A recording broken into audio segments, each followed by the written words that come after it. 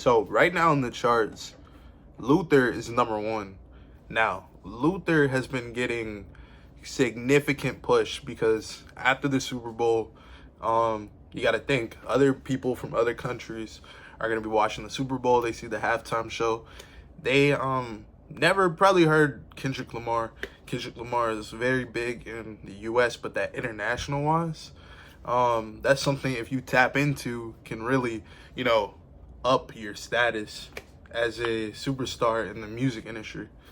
So, they seem not like us. They hear Luther with SZA, and those songs are hard. I can't lie. Like, they're tough songs. There's a reason people like them. So, now that they're on the charts, and Drake just dropped his album, Some Sexy Songs for You with P&D, Universal Music is obviously, they're going to go and try to push Luther to be #1 in this situation.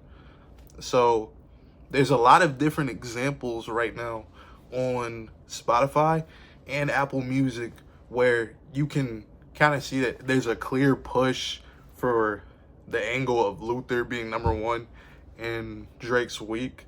Like, for example, when you go to the top hip-hop albums on iTunes store right now, you will see like 3 or 4 Kendrick Lamar albums. And have you ever seen that? You know what I'm saying? Usually it'll be different artists, maybe 2 from an artist, but 4. And I know you guys would probably say, "Oh, this is an R&B album," but it has some hip hop on there too. And if you guys see, they're putting GNX as an R&B album in certain examples. So it's kind of interesting, like, why that angle wouldn't be pushed towards that one as well when it has songs like "Gimme a Hug" on there where he's rapping on it, so it has some elements of hip-hop. You know what I'm saying? Nokia right now is the #1 added song on iTunes, which means this is the song that people are buying the most in the country right now.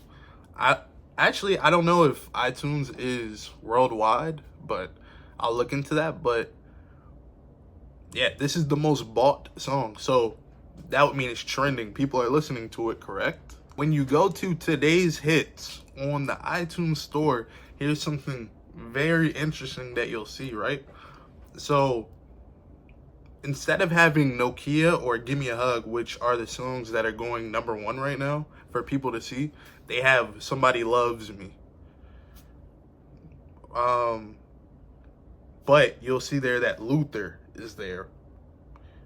So they want people to see the Luther one, but they don't want people to see the Nokia and the Gimme a Hug. It's a pretty interesting tactic by the different streaming platforms that I didn't know really that people could do it like that. Like, you could really do it if you want to and like move a different artist's music out the way, but in like a kind of sneaky way, but then make it still seem normal. It's really interesting. When you go to Apple Music and you go to the everybody's listening to portion, which is kind of one of the main spots of Apple Music on the new page, is where people go to find new music to listen to. I've done it myself. I've had Apple Music since 2016 when they started it. This is where you go to find new music that just came out. If you look at it, you will not find at all the new Drake and P&D album. And I went through each one multiple times throughout the day. Look at the entire section. But this album is also going #1 in the country right now. It's projected to go #1 and do 250,000 units, which I think it actually will end up being higher. But yeah, the thing with Drake is his is different because a lot of his numbers is just from streams. Like, people are really playing his music, you know what I mean? A lot of other artists, they do like a lot of different bundles because the bundles count towards your streams, so then it'll be higher. Which Drake, when he puts out his music, he's just been like here's the music. Like, he's not doing all that. With this one, you saw they did like the CDs, so that'll probably add on like 20,000 units. But then you look at albums like The Weeknd, who he had like 100,000 from bundles. Nokia and Gimme a Hug are in the top 5 of songs that are being played in the country on Apple Music, period, globally. When you go to trending songs on Apple Music right now, the full trending songs playlist for right now. Where is those songs?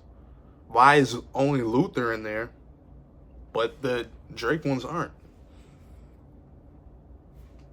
You look through a lot of the major US cities right now. You look at New York City, which is a big implier of what's hot, because New York City is so, up to date, fast, like that's kind of the quote unquote capital of technology and fashion and stuff like that in the country. So that's a good indicator of what's hot, what's trending. But then you look at the trending songs, you don't see it, but you see Luther on there. You even see in Los Angeles, you still see Kendrick riding really hard there because he's from there. They really rock with the West Coast sound. But you still see Nokia number 4. So it's like that's like the definition of trending. When you compare how Nokia and Gimme a Hug are doing on Spotify compared to Apple Music, it is night and day. Now, here's where it gets a bit interesting. I never knew this. UMG owns a stake in Spotify. They own like a 3%, 3.5% stake in Spotify. So this means that they have some type of control within Spotify. They could do things. They have impact because, by quote, they are the biggest music. Like, they are music. That's what Universal Music message is to the world. We are music. So if they own a stake in Spotify and they have control over Spotify, then you definitely can bet they can do things with the playlisting. Anyways, I appreciate you guys for watching. Let me know in the comments if you have any thoughts, if you kind of see my POV, if you think otherwise. Like, I want to see all POVs of this.